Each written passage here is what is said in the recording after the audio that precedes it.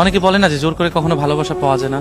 এটা আসলে ঠিক বলা যায়, কিন্তু যে একটা মানুষ যখন মানুষটাকে ভালোবাসবে না, যে হাজার অপমান হওয়ার পরেও না তারপরেও তার কাছে ছুটে যাচ্ছে, যে প্রতিনিয়ত তার কাছে অপমান হচ্ছে বা প্রতিনিয়ত সেই মানুষটা অপমান করছে, তার কাছে ভালোবাসার জন্য যাচ্ছে, এটা আসলে জোর না। জোর কোনটা, যে জোর জবরদস্তিভাবে আমি একটু ভালোবেসেই ছাড়বো, সেটা হয়তো অন্যরকম জিনিস। কিন্তু একটা মানুষ বারবার আপনার পিছু ছুটছে, আপনার কোনো ক্ষতি করছে না, বারবার আপনার ভালোবাসা বোঝার চেষ্টা করছে বা তার ভালোবাসাটা আপনার কাছে বোঝানোর চেষ্টা করছে, কিন্তু আপনি না বুঝে তাকে বারবার প্রতিনিয়ত অপমান করতে যাচ্ছেন। দেখা যায় যে আপনি আজকে তাকে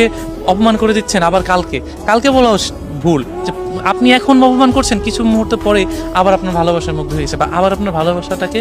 চাচ্ছে বা আপনাকে বোঝাতে চাচ্ছে যে আমি আপনাকে ভালোবাসি বা ভালোবাসা ছাড়া সম্ভব না। তো এই যে যে জোর করে ভালোবাসাটা পাওয়া সম্ভব না, ঠিক আছে, কিন্তু একটা মানুষ যখন একটা মানুষকে ভালোবেসে ফেলে না, তখন বারবার না তার কাছে ছুটে যায়, নির্লজ্জ হয়ে যায়। যে আপনি দেখেছেন যে পশু পাখিকে যখন না, বিশেষ করে কুকুরের ক্ষেত্রে বলি, একটা কুকুরকে যখন না আপনি কিছু খাবার দেবেন, ওই কুকুর না দেখবেন যতই রাগী হোক না, সে